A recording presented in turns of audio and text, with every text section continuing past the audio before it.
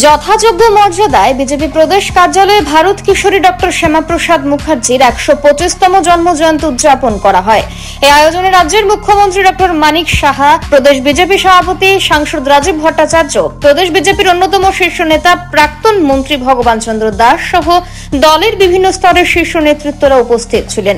মুখ্যমন্ত্রী সহ অন্যান্য সম্মানিত অতিথিরা প্রথমেই ভারত কিশোরী শ্যামাপ্রসাদ মুখার্জির প্রতিকৃতিতে ফুলমালা দিয়ে শ্রদ্ধাঞ্জলি জ্ঞাপন করেন।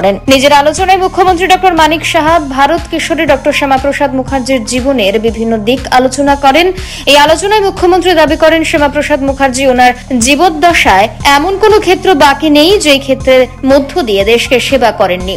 শ্যামাপ্রসাদ মুখার্জির প্রকৃত অর্থে গোটা দেশকে সমৃদ্ধ করার জন্য, দেশের ভবিষ্যৎকে পথ দেখানোর জন্য কাজ করে গেছেন বলে তিনি দাবি করেন। যেভাবে শ্যামাপ্রসাদ মুখার্জি অখণ্ডতার সাথে অবদান রেখেছেন, সেই ভূমিকাকে পাথেয় করে আমাদের এগিয়ে চলার পরামর্শ দিয়েছেন আজকের আয়োজন থেকে মুখ্যমন্ত্রী ডক্টর মানিক সাহা। মুখ্যমন্ত্রী ছাড়াও প্রদেশ বিজেপি সভাপতি সহ অন্যান্য বক্তারা এই সময়ের মধ্য দিয়ে শ্যামাপ্রসাদ মুখার্জির বিভিন্ন স্তরের প্রাসঙ্গিকতা তুলে ধরেন তাদের আলোচনার মধ্য দিয়ে। খুব তাৎপর্যপূর্ণ আজকের দিনে আমাদের আলোচনা করা দরকার যে Bengal was constituted as an autonomous province. সেই জায়গায় আমরা দেখেছি যে সেটা 1937 পর্যন্ত সেটা কিন্তু বলবৎ ছিল।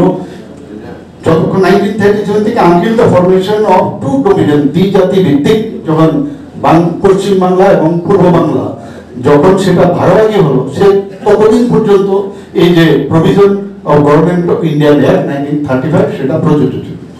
এখন আমরা সবাই জানি, আজকে দুঃখ লাগে যে পশ্চিম বাংলাতে যে হিন্দু বাঙালিদের কোনো জায়গা ছিল না।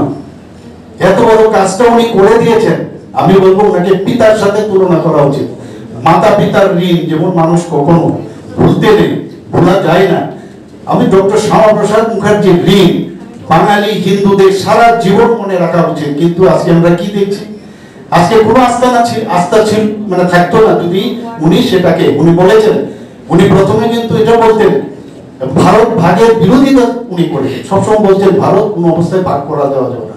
কিন্তু পরবর্তী সময়ে যখন রায়ট একের পর ক্যালকাটা যে গ্রেট ক্যালকাটা রায়ট হলো, নোয়াখালীর রায়ট, সেইগুলো থেকে ওনার মধ্যে তখন চেঞ্জ হলো যে না, অসম্ভব।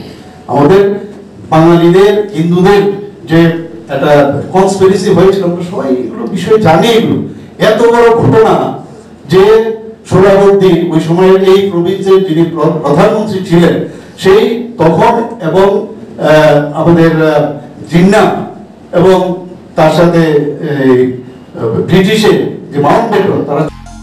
ব্যুরো রিপোর্ট, অবিরাম 24x7।